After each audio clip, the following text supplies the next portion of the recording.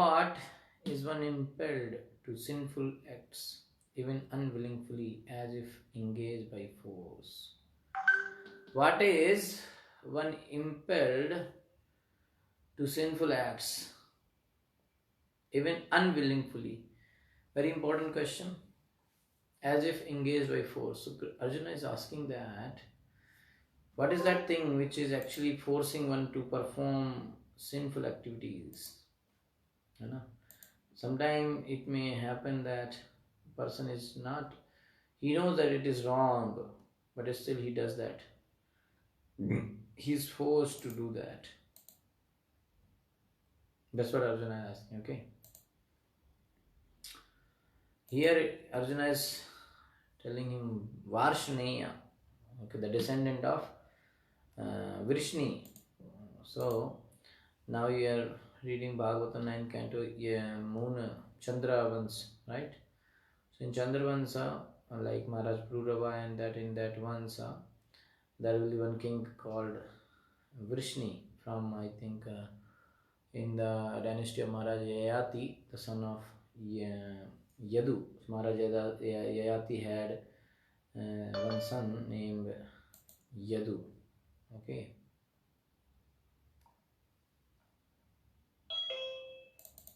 So that is why in that dynasty one person was Vrishni, one king, very famous king, Vrishni. So on the name of Vrishni, Krishna is sometimes called Vasudeva. Sorry, Varshneya. Okay, so that's how Krishna's many name comes. Vrishni and Yadava, because he is from the Yadu dynasty, Yaduvanshi he is. Okay. And Vasudeva was the son of Vasudeva, like that. Okay. So this is very important question. Often it is quoted and asked, quoted by many devotees. Okay. That why it is like this? How come somebody is forced to do and to perform some activity which one actually don't want to do? You know? So Arjuna is saying, it looks like somebody is forcing from within. Okay. So 36 to 43, very, very important section of this chapter. In this, conquering the ultimate enemy, lust. That is the section. Okay. So, okay, let us read first what purport is there. A living entity as part and parcel of the Supreme. Okay, purport by Srila Prabhupada. Srila Prabhupada ki jai. A living entity as part and parcel of the Supreme is originally spiritual, pure, and free from all material contaminations. Therefore, by nature, he is not subject to the sins of material world. Okay, so by nature, originally, living entity is spiritual, pure, and free from all material contamination. And that is why, naturally, is not subject to perform the sinful activities. But when he is in contact with material nature, he acts in many sinful ways without hesitation. So when he comes in contact with material nature, without any hesitation, he performs sinful activities. And sometimes even against his will. Sometimes he don't want to perform sinful activities. Sometimes he knows that what I'm doing is wrong, I must not do that. But he is forced from within, okay, against his will. As such, Arjuna's question to Krishna is very genuine. As to perverted nature of the living entities. Okay. So although the living entity sometimes does not want to act in sin, he is still forced to act. Sinful actions are not, however, impelled by the super soul within. Okay, somebody should not say that this is Paramatma from within is forcing him to do. No. Okay, so sinful actions are not impelled by the super soul within, but are due to another cause, as the Lord explains in the next verse. Okay, because sometimes somebody may think that okay, because I am not having this desire to perform sinful activity, but still I am forced to do. It looks like some force is there within which is pushing me to do this sinful activity. So what is that force? Somebody may think, oh, because Paramatma is there within, so Paramatma is pushing. So no, Paramatma is not impelling anyone to do sinful activities. Okay, but then what is that? So that is a different cause. That's what Krishna is going to explain, that what is the cause of such thing. Okay, so Arjuna is asking that there is some force that pushes one to abandon duty and act sinfully, okay, even against one's own will. So what is that force? Okay, so what is the original nature of living entity? Prabhupada explains here that because living entity is the part and parcel of Krishna, the Supreme Personality of Godhead, so because he is the part and parcel of Krishna, Krishna is pure, Krishna is spiritual, so living entity is also spiritual and pure. And Krishna is also free from all material contamination, so living entity originally is free from contamination, and that is why living entity is not subject to perform sins of the material world. Okay, but then what this is the original nature of living entity. What?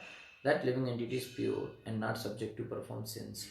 But there is one another perverted nature of living entity.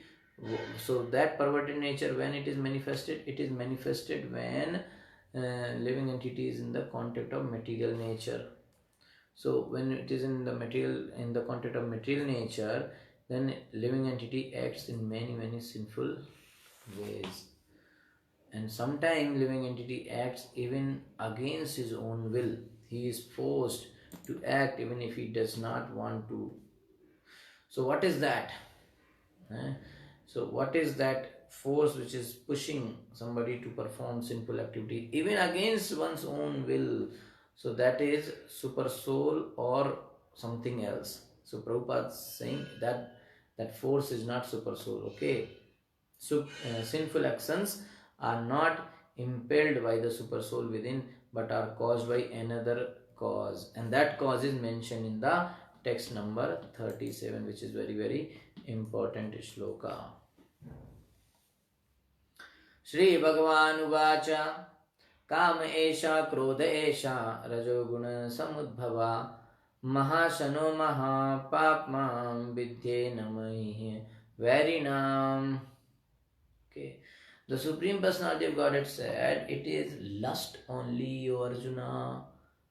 What is it? It is lust, which is born of contact with the material mode of passion and later transformed into wrath, and which is the all-devouring sinful enemy of this world. The most dangerous enemy, most powerful enemy of this world is lust.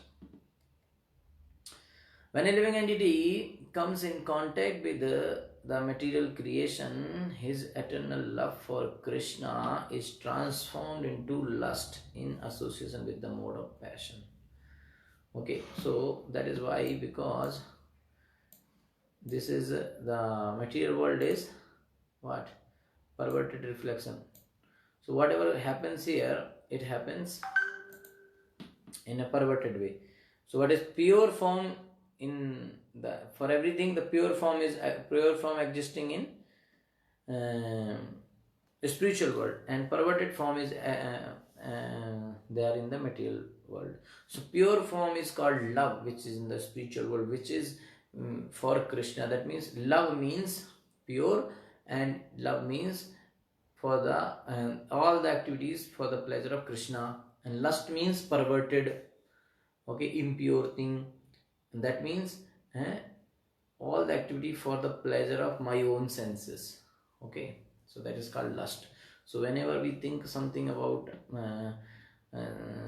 satisfying our own senses, or some desire comes that I should eat this food, or I should wear this dress, I should do like this, like that, and there is no why I should do this like that, because that will be very pleasing to my senses.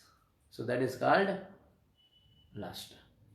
Okay, and why it is there?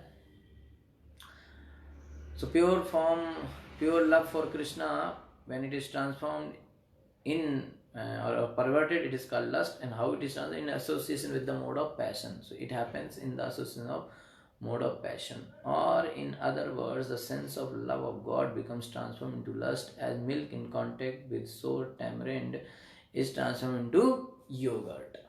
Okay, so milk is pure, and when some tamarind or something you put in that lemon, then what become? It become transformed into yogurt. So that is like lust. Okay, the perverted form.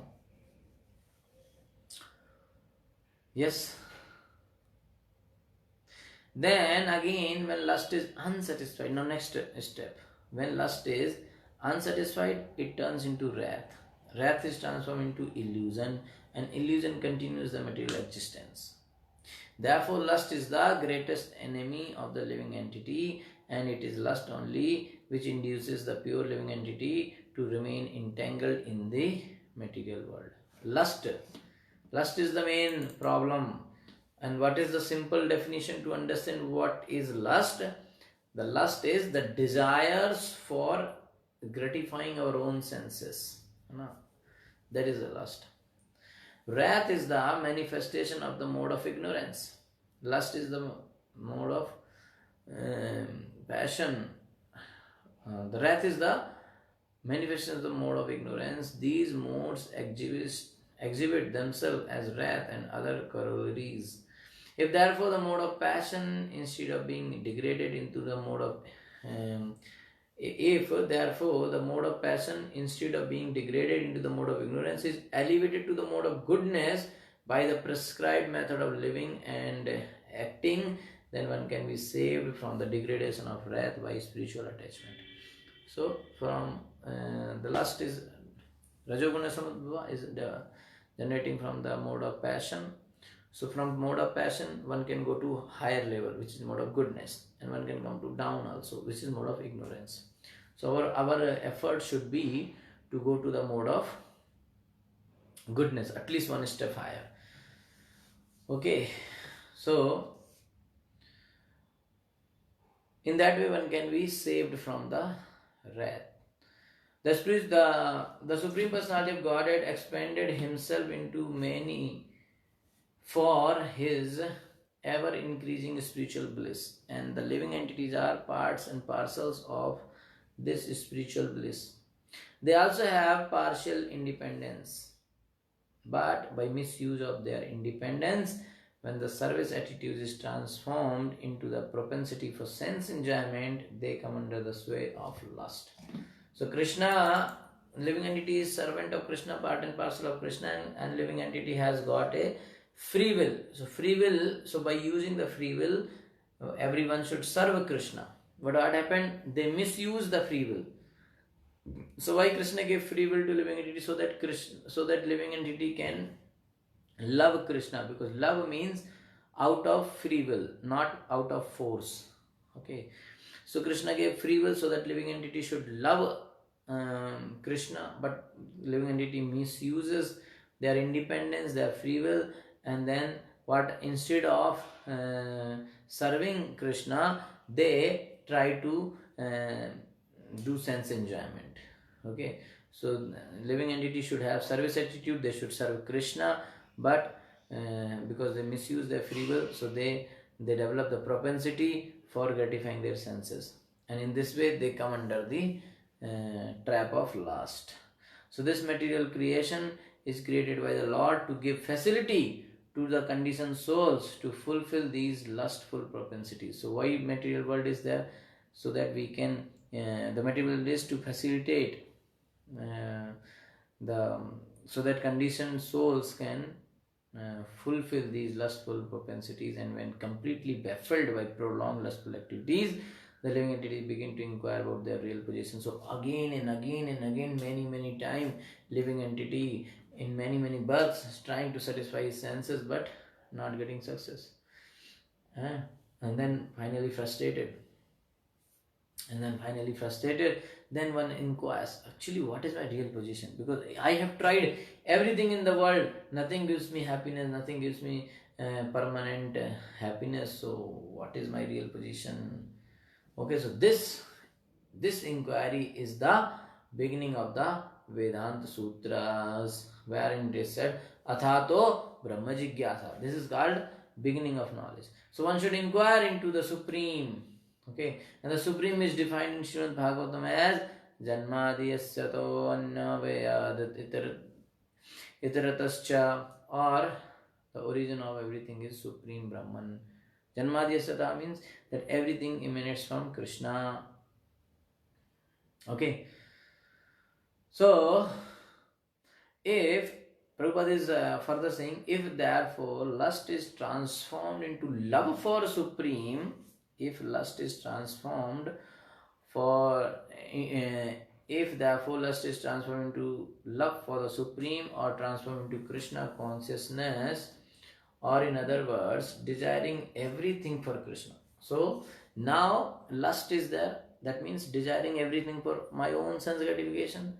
Then lust transformed into love means desiring everything for Krishna, for the pleasure of Krishna. Then both lust and wrath can be spiritualized.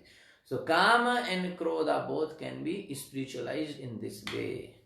Hanuman, the great servitor of Lord Ram, exhibited his wrath by burning the golden city of Ravana. But by doing so, he became the greatest devotee of the Lord. So when Hanumanji got the anger, so it should not be that devotee will not get anger. Devotee will also get anger. But for what purpose? Not devotee will not get anger because their sense gratification is disturbed. But devotee will get anger because Krishna's service, Krishna's pleasure is disturbed. So like Hanumanji in the service of Lord Ram, he got angry and he burnt whole Lanka. That gave great pleasure to Sri Ram. So in this way, Hanumanji utilized his anger.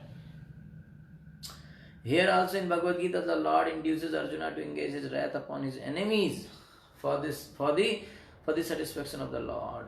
Therefore, lust and wrath, when they are employed in Krishna consciousness, become our friends instead of our enemies. So that's the idea here. But still, somebody should everyone should try to control the anger, because we should not think that I am powerful like Hanumanji, so that I will control my anger and engage in the service of Krishna. Okay, because if we are not able to do, then one will be destroyed fully. Okay, so this is the description here. Okay, so lust is that force which impels one to act sinfully. That is called lust. What is the characteristics of lust? Lust is born of mode of passion, and then it changes into wrath. When born of the mode of ignorance. Okay. So when lust is not fulfilled, it turns into wrath, and wrath is born out of ignorance. So lust forces us to act sinfully, and it is the greatest enemy of living entity. Okay. So now lust also has its origin in transcendence. Lust originates when the soul's inherent love for Krishna is reflected back upon himself. Okay, in the association of mode of passion.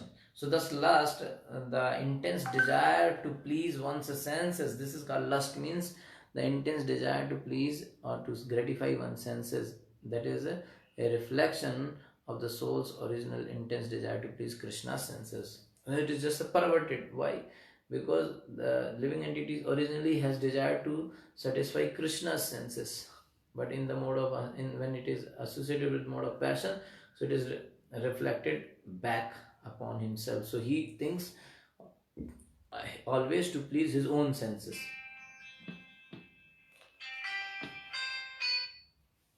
Okay.